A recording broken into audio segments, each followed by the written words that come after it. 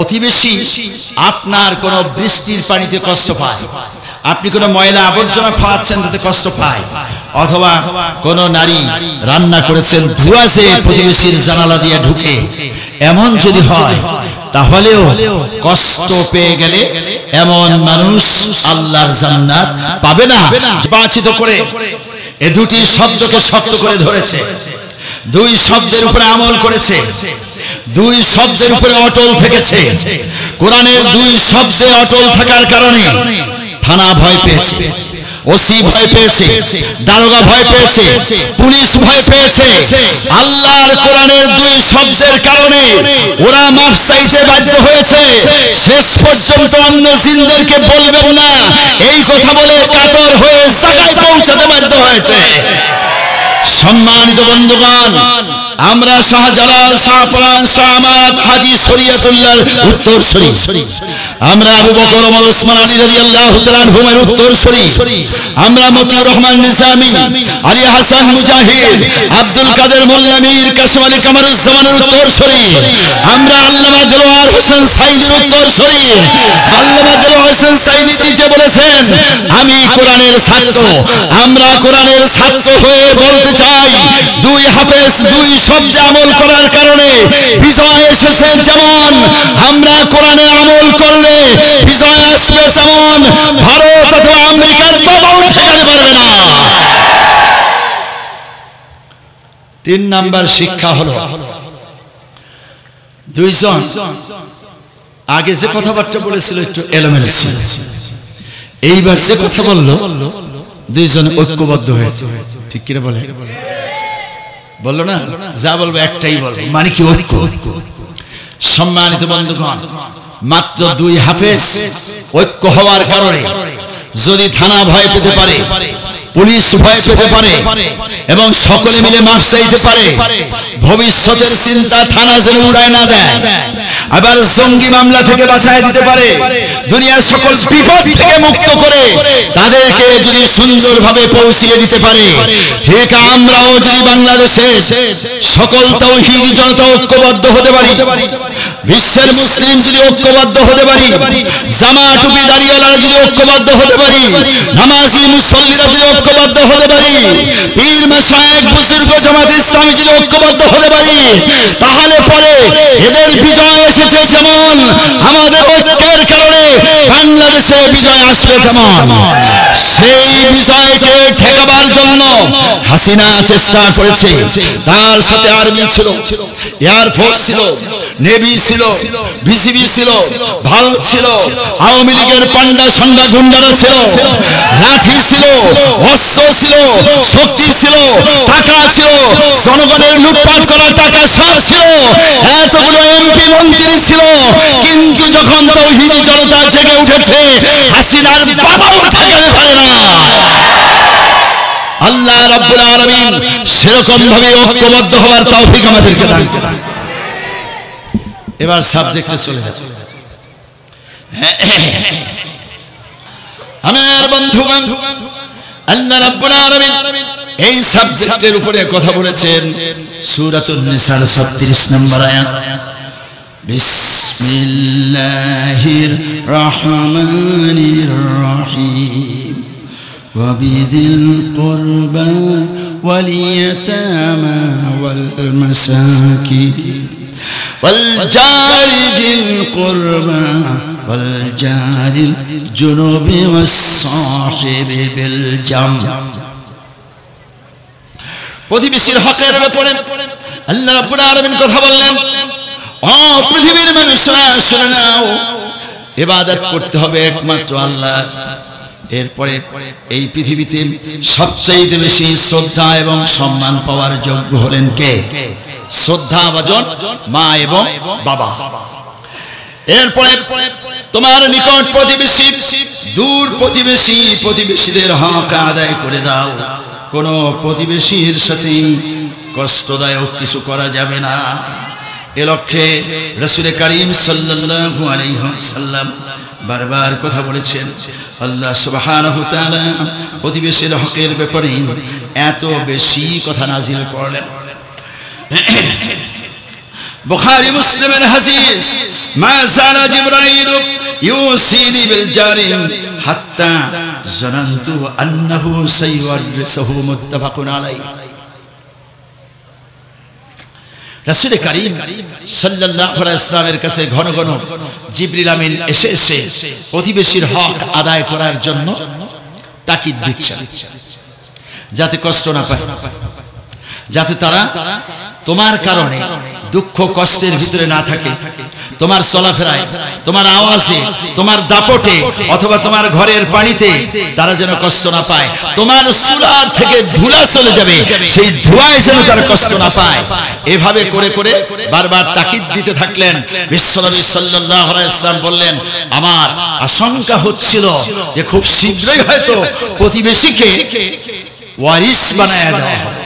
তার মানে মা বাবা মরে গেলে ছেলে মেয়ে যেমন ওয়ারিস সূত্রে মালিক হয়, প্রতিবেশীও সেরকম ওয়ারিস সূত্রে সম্পদের মালিক হয়ে যেতে পারে, এমনটি রাসূল মনে মনে ভাবলেন। এরপরে আবার আরেকখানা হাদিস, মান কানা ইউমিনু বিল্লাহি ওয়াল ইয়াউমিল আখির ফালিয়ুকরিম জারাহু। যে বা যারা আল্লাহর উপরে বিশ্বাস করেছে, পরকালে বিশ্বাস করেছে, সেজন্য অবশ্যই প্রতিবেশীর সাথে সম্মান সূচক আচরণ করেন। অর্থাৎ কোনোভাবেই প্রতিবেশী কষ্ট পাবে এমন যাতে কিছু না হয়ে যায়। মুত্তাফাকুন আলাইহি। এই হাদিসও বুখারী মুসলিমের হাদিস।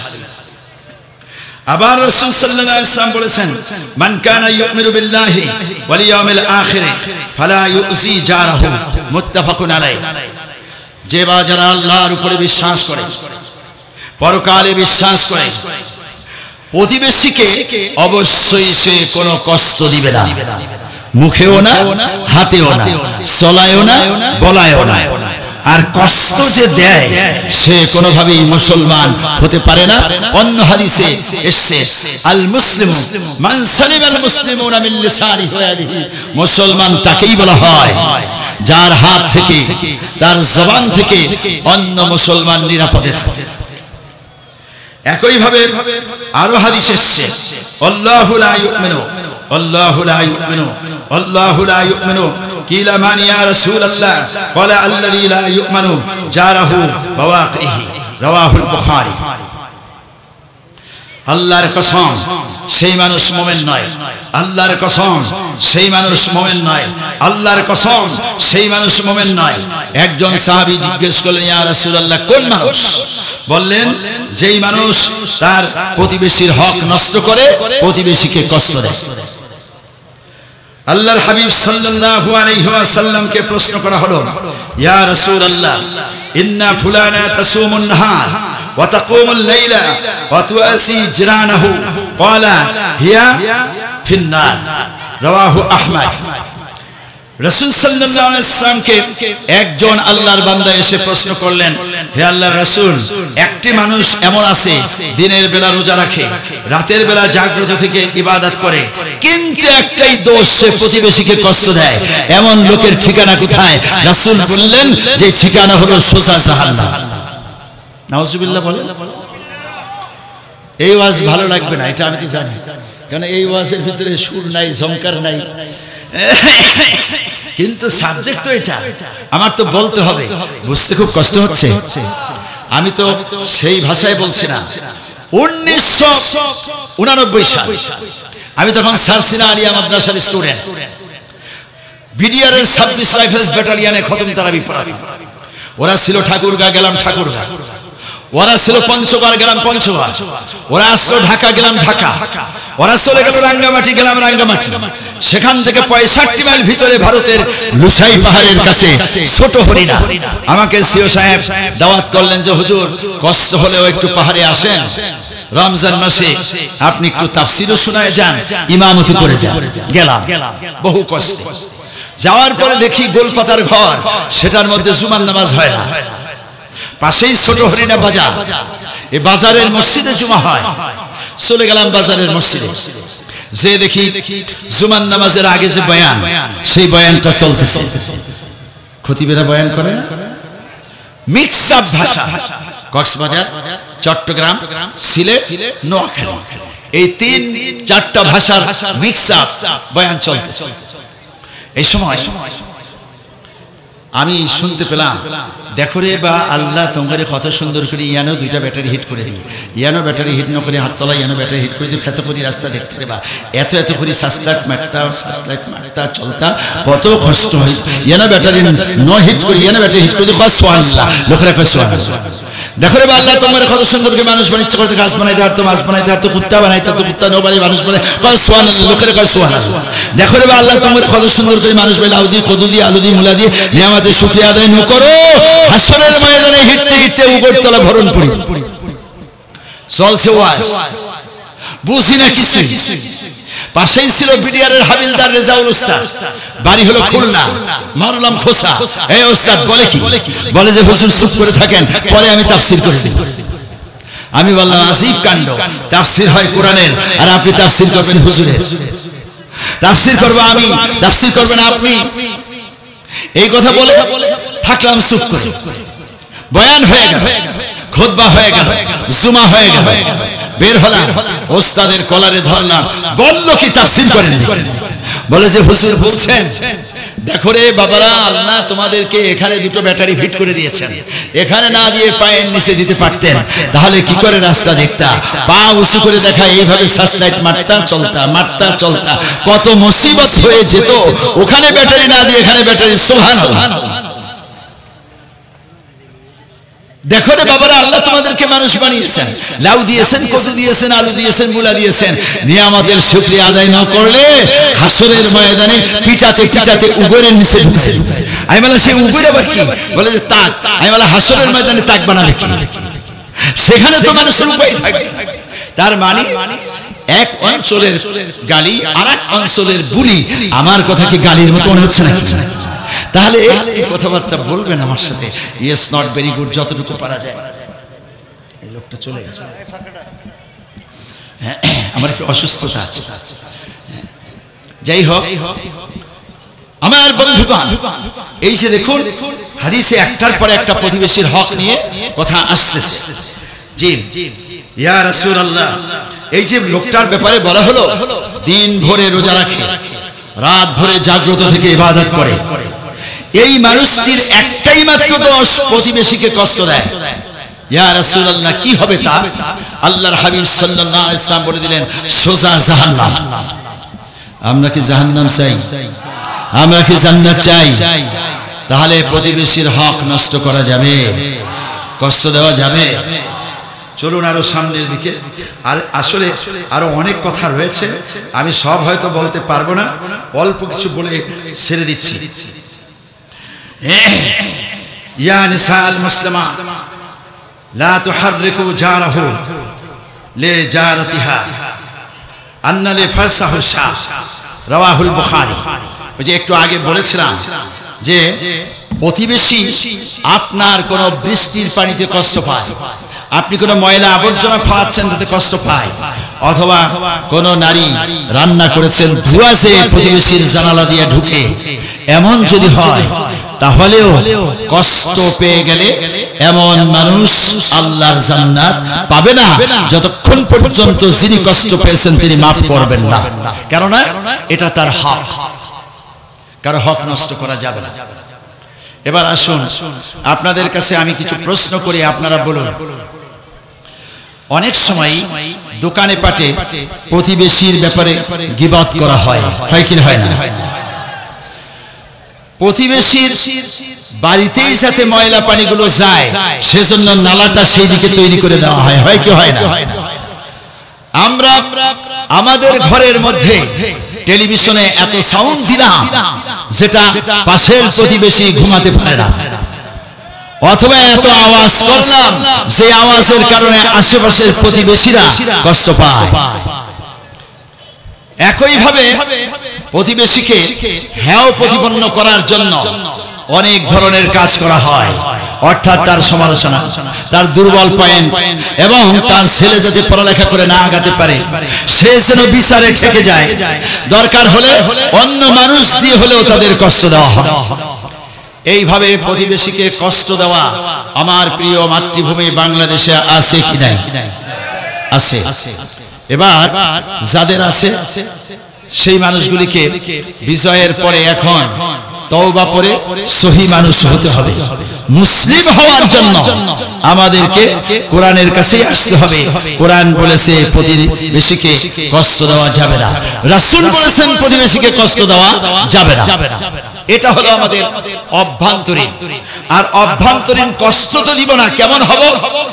আমার বন্ধুগণ, আল্লাহ রাব্বুল আলামিন রাসূলুল্লাহ সাল্লাল্লাহু আলাইহি ওয়াসাল্লামের ব্যাপারে যেমন বললেন, সাহাবায়ে কেরামের ব্যাপারে যেমন বললেন, মুহাম্মাদুর রাসূলুল্লাহ ওয়াল্লাযীনা মাআহু আশিদ্দাউ আলাল কুফফারি রুহামাউ বাইনাহুম তারাহুম রুক্কান সুজদান ইয়াবতাগুনা ফাদলাম মিনাল্লাহ। মুহাম্মদ সাল্লাল্লাহু আলাইহি ওয়াসাল্লাম আল্লাহ রাব্বুল আলামিনের রাসূল, তার যারা সাথী, তার যারা কলিজার টুকরো সাহাবী, প্রাণ প্রিয় সাহাবায়ে কেরাম, তাদের বৈশিষ্ট্য হলো এমন, তারা ছিলেন ঐক্য।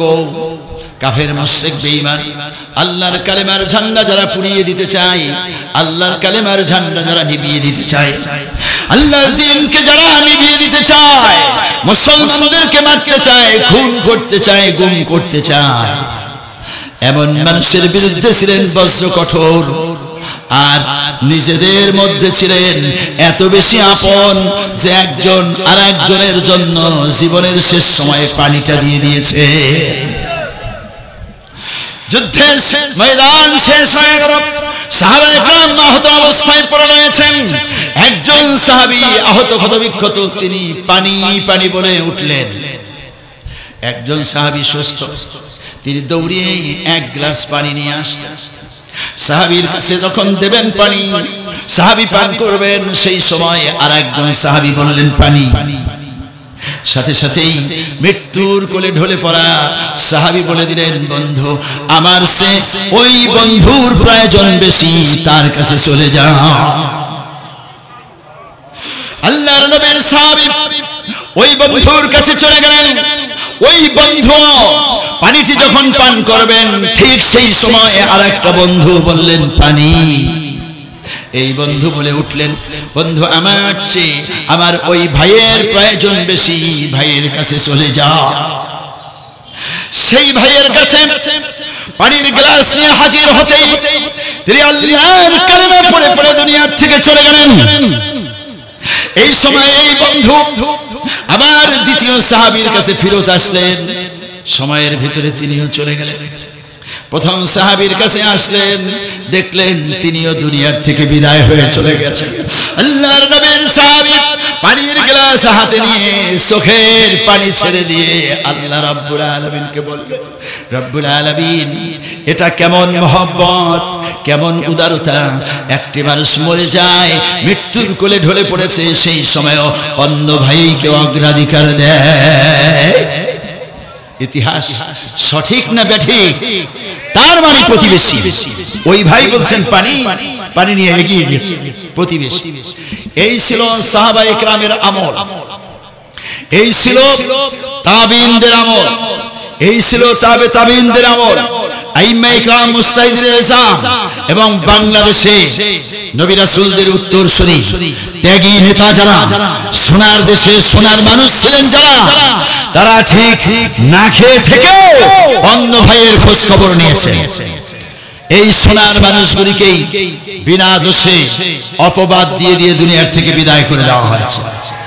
সম্মানিত বন্ধুগণ, প্রতিবেশীর হক আমরা আদায় করব, কিন্তু প্রতিবেশী শুধুমাত্র ঘরে ঘরেই না, ঘরের প্রতিবেশী পাশের ঘরকে যেরকম দেখবে, একটি দেশের প্রতিবেশী আর একটা দেশকে সেরকম দেখবে। দেশ যদি দুর্বল হয়, দেশ যদি ছোট হয়, দুর্বলের উপরে সবলের অত্যাচার চলবে নাকি মায়া করবে? ইরহামু মান ফিল আরদি ইয়ারহামুকুম মান ফিস সামা। দুনিয়াবাসী, জমিনবাসীর প্রতি তুমি দয়া করো, আকাশবাসী তোমাদের প্রতি দয়া করবে। এটা হলো রাসূলুল্লাহর হাদিস। অত্যাচার করো না, অবিচার করো না, জুলুম করো না। কিন্তু আপনাদের কাছে বলতে চাই, আমাদের তিন দিকের প্রতিবেশী একটি বড় রাষ্ট্র, যার নাম ভারত।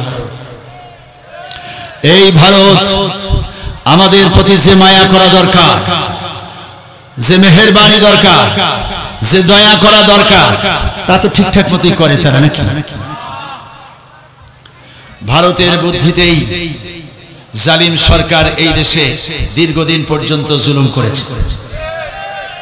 সরাসরি ভারত থেকে সৈন্য পাঠিয়ে বিডিআরের দরবার হলে দেশের সূর্য সৈনিকগুলিকে দুনিয়ার থেকে বিদায় করে দেওয়া হয়েছে।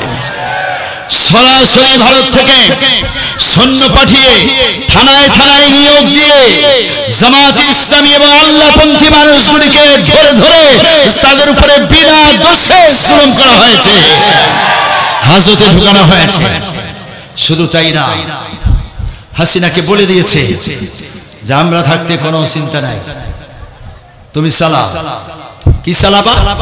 তুমি আয়না ঘর তৈরি করে জুলুম চালাও, জেলখানাগুলিকে আল্লাহওয়ালাদের জায়গা বানায় দাও, জুলুম চালাও। রিমান্ডে শফিকুল ইসলাম মাসুদ সহ যারা কথা বলতে জানে, যারা আল্লাহকে সেজদা দেয়, তাওহীদ মানে, এদেরকে রিমান্ডে পিটাতে পিটাতে আতুর বানায় দাও। শুধু তাই না, দেশটা তোমার, দেশটা তোমার বাবা, আর দেশটা আমাদের কলোনি, এমনটি বলে বলে অস্ত্র পাঠিয়েছে, সৈন্য পাঠিয়েছে, বুদ্ধি পাঠিয়েছে, দেশের গ্যাস চুরি করে নিয়েছে, তৈল চুরি করে নিয়েছে, মাছ চুরি করে নিয়েছে, গাছ চুরি করে নিয়েছে, গুম করে মানুষ নিয়েছে, সালাউদ্দিনকে গুম করে সেখানে নিয়েছে না? এইভাবে করে আমাদের দেশে খুন চালিয়েছে, গুম চালিয়েছে, ধর্ষণ করেছে, অত্যাচার করেছে, বেশি করেছে ইসলামপন্থী জামাত ইসলামীর শিবিরের লোকদেরকে। ঠিক না বলেন? সম্মানিত বন্ধুগণ, প্রতিবেশীর প্রতি প্রতিবেশীর হক। তারা আছে একটু উপরের দিকে, আমরা আছি নিচের দিকে, ফলে সেখান থেকে আসবে পানি। এই পানি দিয়ে আমাদের দেশে চাষাবাদ হবে, মানুষ গোসল করবে, মাছ হবে, কিন্তু সেই পানি তারা বাদ দিয়ে বন্ধ করেছে। সারাটি বছর যখন পানির দরকার, সেই সময় পানিগুলিকে আটক করে রেখে তারা চাষাবাদ করে, আর আমাদেরকে শুকনায় মারে। আর বর্ষার সময় যখন আমাদের নদীগুলিতে এমনিতেই পানি হয়, সাগর থেকে পানি আমাদের কাছে আসে, বৃষ্টির পানি নামে, ঠিক সেই সময় ভারতের মতো জালিম, ভারতের মতো বেঈমান, ভারতের মতো গাদ্দার, তারা এই প্রতিবেশী ছোট দেশটার উপরে বাঁধ ছেড়ে দিয়ে পানি দিয়ে আমাদেরকে চুবায়া মারে, ডুবায়া মারে। আমরা পরিষ্কার বলে দিতে চাই, পরিষ্কার বলে দিতে চাই, জুলুম তোমরা করতে পারো, অত্যাচার তোমরা করতে পারো। জালিম হাসিনা যেমন টিকে থাকতে পারলো না, ঠিক ফেরাউন যেমন টিকে থাকতে পারে নাই, সাদ্দাত নমরুদ যেমন টিকে থাকতে পারে নাই। তোমরা যদি অত্যাচার চালাতেই থাকো, এদেশের মানুষের চোখের পানির কারণে তোমাদেরকে ভেসে যেতে হবে, টিকে থাকতে পারবে না। আর আমাদেরকে ঐক্যবদ্ধ হতে হবে। আমরা তাদের সাথে শত্রুতা করতে চাই না, আমরা তাদের প্রতি যথেষ্ট রেসপেক্ট করতে চাই। কেননা আমরা জানি প্রতিবেশীর সাথে, সে ধনী হোক আর গরিব হোক, ভালো আচরণ করতে হবে। তরকারিতে রাসূল বলছেন একটুখানি পানি বেশি দাও, ঝোল বানাও, আর সেই ঝোলের একটা অংশ প্রতিবেশীর ঘরে পাঠাও। আমরা ঠিকই পাঠাইছি।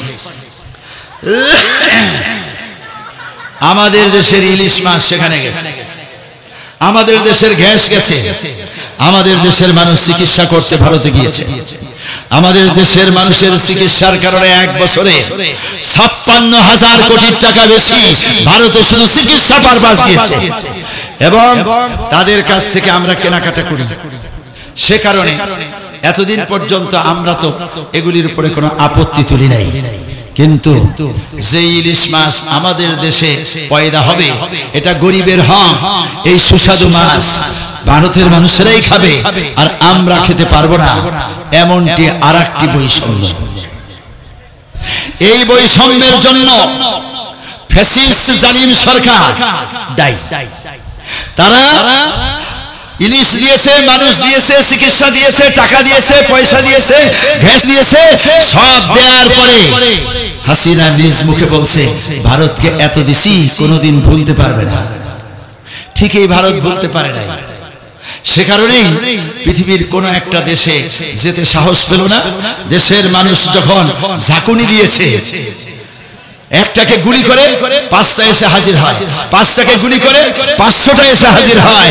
এইভাবে সিলেট, চট্টগ্রাম এবং বাংলাদেশের তৌহিদি জনতা কোটি কোটি লোক যখন রাস্তায় নেমে গেছে, তখন কাপড় পাল্টানোর সময় পায় না। দিল্লি যে মামুর বাড়ি পড়েছে, কিন্তু সেই মামুর বাড়িতেও রাখতে চায় না। এই পচা বস্তা রাখলে আমাদের ব্যবসা বাণিজ্য বন্ধ হয়ে যাবে, পচা বস্তা রাখলে পরে ভারতের উপরে বিপদ আসবে, এমনটি মনে করে খেদাবার চেষ্টা করেছিল জার্মানি। জার্মানি বলল এই পচা বস্তা আমরাও নিব না। Italy, France, Switzerland, Canada, London, America, কোন জায়গায় তার জায়গা হলো না। শেষ পর্যন্ত পাঠাবে দুবাই, পাঠাবে কাতার। একটু মুসলমান আবার হিন্দুদের মিলে ঝিলে দুইটা রাষ্ট্র একটু মিলে ঝিলে থাকে, সেখানেও বলল এত দূষিত, এত পচা, এত গন্ধ হাসিনা, এই হাসিনার মতো জালিমকে আমার দেশের মাটিতে পা রাখতে দেব না। তার মানে কি? তার মানে আসলে উনি সহ ওনার লোকেরা কি পরিমাণ যে নিজেরা পচছে আর আমাদেরকে পচাইছে। চিন্তা করুন, লোকটা পালাবার জন্য গেল সদরঘাট আসলে পালাবার যায়। এখান থেকে মানুষের লঞ্চে উঠে বরিশাল যায়, ভোলায় যায়। সেখানে গেছে হলো আইনমন্ত্রী, বিচারমন্ত্রী পালাই, কোস্ট গার্ড ধরে ফেলেছে। বলল যে আমাকে শুধু নিয়ে যাও, এই বন্ধুকে কার জন্য রেখে দাও। ওই লোক হলো দরবেশ বাবা সালমানি রহমান। দাড়ি ছিল, এখন দাড়ি নাই। মোষ ছিল, মোষ নাই। আর চুল ছোট করে সেগুলোতে আলকাতরা লাগাইছে। অতএব আমাকে নিতে হলে বন্ধুকে নিতে হবে, সালমানি রহমানকে ধরো। কি সুন্দর বন্ধু, দুইজনে এখন জায়গা মতো আছে, ডিম খায়, জুতা খায়। সম্মানিত বন্ধুগণ, এই সালমান রহমান ব্যাংক ডাকাতি করেছে, ইন্স্যুরেন্স ডাকাতি করেছে, এদেশের সম্পদ ডাকাতি করেছে, এবং ছোটবেলা থেকে শুনে আসতেছি ও বারবার ইনখিলাফি করেছে। তার মানে হাসিনাকে দিয়ে হাজার হাজার কোটি টাকা বাংলাদেশ থেকে বিদেশে পাচার করেছে। অতএব তুমি একদিক থেকে দেশের জনগণের হক নষ্ট করেছো, অন্য দিক থেকে জনগণকে কষ্ট দিয়েছো, অন্য দিক থেকে তুমি হাসিনাকে বুদ্ধি দিয়ে, পরামর্শ দিয়ে দেশের সম্পদ পাচার করেছো, আবার অন্য দিক থেকে রাসূলুল্লাহর সুন্নাত দাড়ি কামিয়েছো। এই বিষয়টায় আল্লাহ সহ্য করতে পারেননি, এ কারণে পালিয়ে চলে গিয়েছিল, কিন্তু বন্ধু ধরাই দিয়েছে। আল্লাহর সাথে বেয়াদবি করবে যারা, এইভাবেই ধরা খাবে। এই দিন নয়, আরো দিন আছে। এই দিন নিয়ে যাবে সেই দিনের কাছে। তুমি বিচার মন্ত্রী, তুমি আইন মন্ত্রী, তোমার হুকুমেই হাইকোর্ট, সুপ্রিম কোর্ট চলেছে। বিচারপতিরা এখন মুখ খুলে স্পষ্ট বলে দেয় এগুলো সরকারের ইশারা, আমরা করেছি, সরকার অর্ডার করেছে তাই করেছি। তোমার হুকুমে মতিউর রহমান নিজামী, মীর কাসেম আলী, কামারুজ্জামান আলী হাসান মুজাহিদ সহ এদেশের মানুষগুলিকে ফাঁসি দেওয়া হয়েছে। তোমার হুকুমে এই দেশের কোর্ট কাছারিতে নিরীহ মানুষগুলিকে, আল্লাহওয়ালা মানুষগুলিকে বিভিন্ন ভাবে কষ্ট দেওয়া হয়েছে। তুমি বিচার করনি, তুমি অবিচার করেছো। এই জন্যই তোমার এত বুদ্ধি, কিন্তু সময় মতো বুদ্ধি কাজে লাগে নাই, তুমি ধরা খেয়ে গিয়েছো। শুধু ধরা নয়, আমরা সচক্ষে দেখতে চাই যে এই বেয়াদব শুধু একটা না, দুইটা না, হাজারটা ফাঁসির অর্ডার ওর উপরে হবে। এই হাজার ফাঁসি তো আর দেওয়া যাবে না, একটাই ফাঁসিতে জুলুম। তার আগে কমপক্ষে 1 বছর বা 2 বছর আয়না ঘরে রেখে হাসিনাও সেখানে আছে একটা আয়নাঘর বানিয়ে এই পাশে কঙ্কাল এই পাশে কঙ্কালের পচাবাসি খাবার তাকে দেওয়া হোক 6 ফিট জায়গার ভিতরে কিছুদিন থাকুক তাহলে সে বুঝতে পারবে যে দুনিয়ার বিচার আল্লাহর বিচার তো আছেই সম্মানিত বন্ধুগণ কথাটা ওখান থেকে এসেছে আমরা ভারতের প্রতিবেশী ভারতের প্রতি আমাদের কোনো বিদ্বেষ নেই কোন ধরনের বিসদগার নেই শুধুই বন্ধুত্ব বজায় রাখতে চাই ব্যবসা হবে বাণিজ্য হবে আমাদের সাথে লেনদেন হবে আসবো যাব ভাব হবে ব্যঞ্জনা হবে সাহিত্য হবে কাব্য হবে ছন্দ হবে মহব্বত হবে কিন্তু অবশ্যই তোমরা জালিমের মতো অত্যাচার করলে পরে আল্লাহর গজব তোমাদের উপরে নাযিল হবে ঠেকাতে পারবে না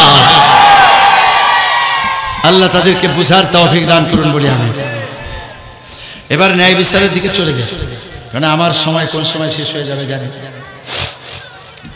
আমার বন্ধুগণ ন্যায় বিচারের ব্যাপারে আল্লাহ রাব্বুল আলামিন কোরআনে কারীমে কথা বলেছেন সূরাতুল মাইদার 44 নম্বর আয়াত আল্লাহ সুবহানাহু ওয়া তাআলা বলেন পড়ুন আমার সাথে বিসমিল্লাহির রহমানির রহিম ومن لم يحكم بما أنزل الله فأولئك هم الفاسقون পরে যে আল্লাহ বললেন ফাউলাইকা হুমুল কাফিরুন পরে যে আল্লাহ বললেন ফাউলাইকা হুমুজ জালিমুন আবার আল্লাহ রাব্বুল আলামিন বলেছেন ওয়ানিহকুম বাইনাহুম বিল কিসত তোমরা অবশ্যই তাদের মাঝে ইনসাফ ভিত্তিক বিচার করো আর ইনসাফ ভিত্তিক বিচার করে যারা আল্লাহ রাব্বুল আলামিনের ছায়াতলে আল্লাহর আরশের ছায়ার নিচে জীবন কাটাবে তারা ময়দানে মাহশরে কষ্ট হবে না আমার বন্ধুগণ সেই বিচার করতে যে ছেলেকেও ছেড়ে দেওয়া যাবে না মেয়েকেও ছেড়ে দেওয়া যাবে না প্রতিবেশীকেও ছেড়ে দেওয়া যাবে না বন্ধুকেও ছেড়ে দেওয়া যাবে না ন্যায় বিচার কায়েম করতে যে বিচার যেখানে যাবে সেখানে আমি হাজির হয়ে যেতে রাজি আছি এমনটি হলে পরে সেখানে ইনসাফ হয় আল্লাহর রহমত নাজিল হয় যেমনটি হয়েছিল ওমর রাদিয়াল্লাহু তাআলা আনহুর শাসনামলে ছেলে মদ খেয়েছে এমনটি যখন প্রমাণিত হয়ে গেল হযরত ওমর রাদিয়াল্লাহু তাআলা আনহু ছেলেকে ধরে খেজুর গাছের সাথে বাঁধলেন আজান হয়ে গেল সালাত আদায় করলেন হযরত ওমর রাদিয়াল্লাহু তাআলা নামাজের পরেই তিনি ছিলেন ইমাম ইমামতি থেকে তিনি দাঁড়িয়ে গেলেন লোকদেরকে বলে নাও বন্ধুরা শুনে নাও আমার ছেলে মদ খেয়েছে তার বিচার হবে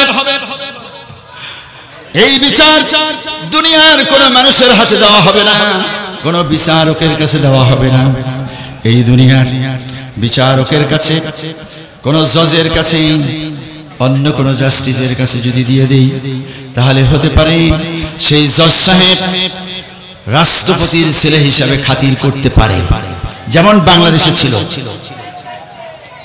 এমপির ছেলে খুন করলে বিচার হয় না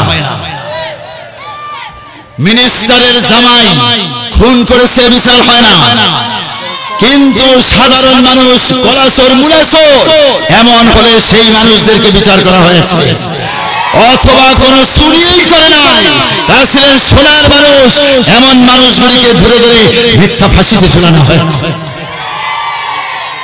এটা সেই সময় ওমর রাদিয়াল্লাহু তাআলা বুঝেই বললেন না কোন জজের কাছে বিচারকের কাছে আমি দায়িত্বটা দেব না আমি নিজ হাতেই বিচার করব সাইয়্যিদনা ওমর রাদিয়াল্লাহু তাআলা আনহু নামাজ শেষ করে ঘোষণা শেষ করে আবার নামাজ শেষ করে তিনি বাহিরে চলে এলেন ছেলে তো খেজুর গাছের সাথে বাঁধা সাইয়্যিদনা ওমর রাদিয়াল্লাহু তাআলা আনহু বললেন লাঠি আনো ওমরের ছিল 3টি লাঠি একটি লাঠি দিয়ে তিনি রাষ্ট্র সোজা রাখতেন আর একটি লাঠি দিয়ে তিনি নামাজের কাতার সোজা করতেন আর একটি লাঠি দিয়ে কোরআন অনুযায়ী বিচার করতেন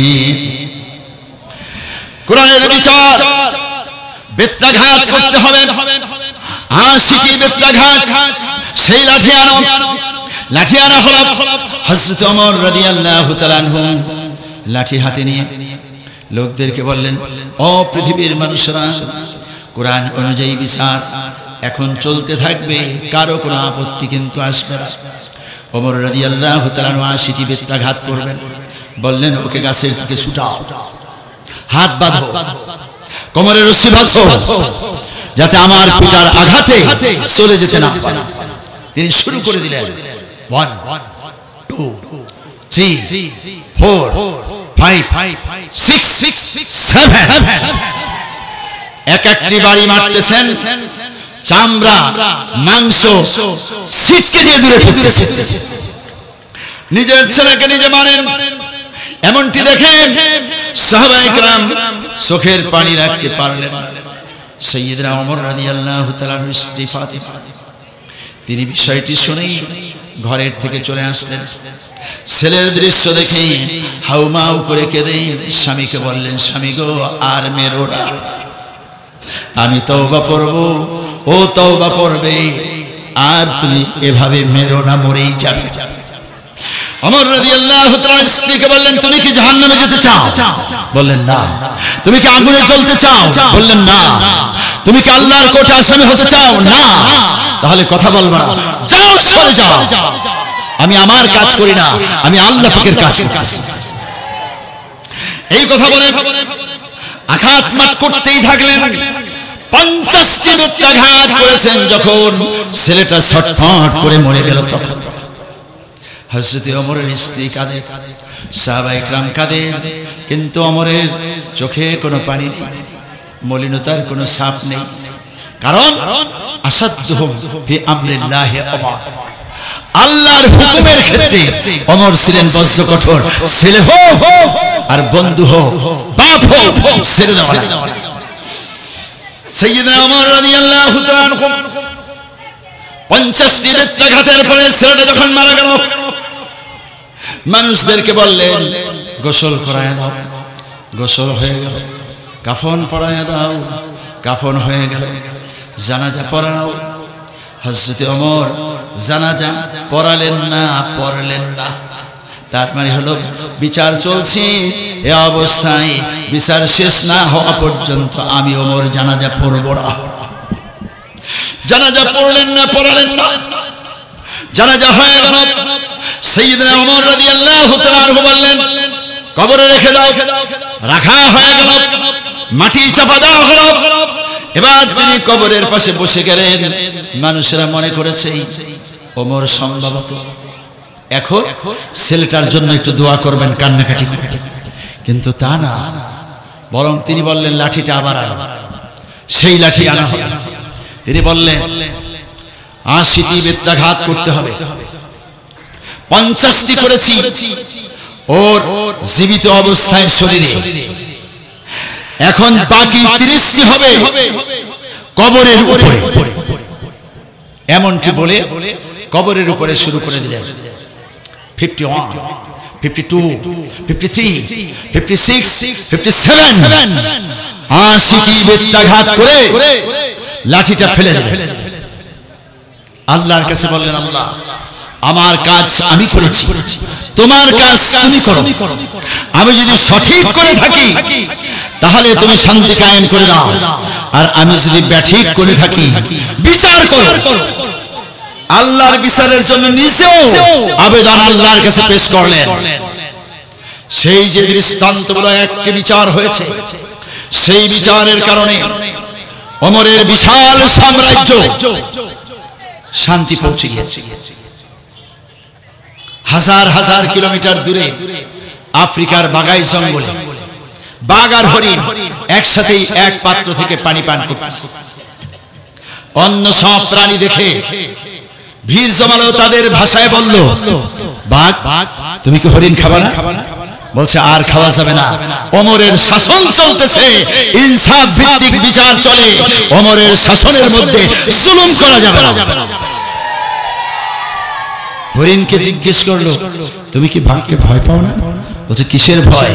ওমরের শাসন চলতেছে, ওমরের ইনসাফ কায়েম হয়েছে, ন্যায় বিচার প্রতিষ্ঠিত হয়েছে। ন্যায় বিচার যেখানে, ভয় নাই সেখানে। বাঘের বাপ বড় সাধ্য নাই আমার উপরে জুলুম করতে পারে। সম্মানিত বন্ধুগণ, যদি কোরআন অনুযায়ী বিচার করা হয় আর সেখানে যদি ছেলেকেও ছেড়ে না দেওয়া হয়, ন্যায় বিচার তো ন্যায় বিচারই হয়, তাহলে পরে বিশাল সাম্রাজ্যে মানুষ তো শান্তি পাবে, অন্য সব প্রাণীরাও শান্তি পেয়ে যায়। বাংলাদেশে দীর্ঘদিন পর্যন্ত বিচার হয়েছে। এদেশে কোর্ট আছে কি নাই? কথা বলে, কোর্ট আছে কি নাই? কাছারি আছে কি নাই? জজ কোর্ট, হাইকোর্ট, সুপ্রিম কোর্ট, কোর্টগুলো আছে, বিচারক আছে, জাস্টিস আছে। এই জাস্টিসদের গাড়ির চাকা চলছে আমাদের উপার্জিত কষ্টের পয়সা। এই জাস্টিসের বউয়ের শাড়িটা কেনা হয়েছে আমাদের টাকা। এই বিচারকদের তাদের ফ্যানের বাতাস আর এসি আরামদায়ক যা চলছে এগুলো এই দেশের জনগণের টাকা। কিন্তু এই জনগণকেই বিনা দোষে ধরে নিয়ে কোন মানুষকে জুলুম করা হয়েছে, কোন মানুষকে খামোকা ফাঁসি দেওয়া হয়েছে, আবার কোন মানুষকে নীরবে সরিয়ে দিতে বলা হয়েছে। বিচারকদের নির্দেশনায়, এমপি মিনিস্টারের নির্দেশে, ফ্যাসিস্ট হাসিনার নির্দেশে সরিয়ে দিতে বলা হয়েছে, সরায় দেওয়া হয়েছে। শেষ পর্যন্ত তাদেরকে খুঁজে পাওয়া যায় না। সম্মানিত বন্ধুগণ, ওরাইনার হাদিস খানা পুরাপুরি বলার আমার সময় হবে না। আমার সময় কয় মিনিট আছে? শেষ? আচ্ছা,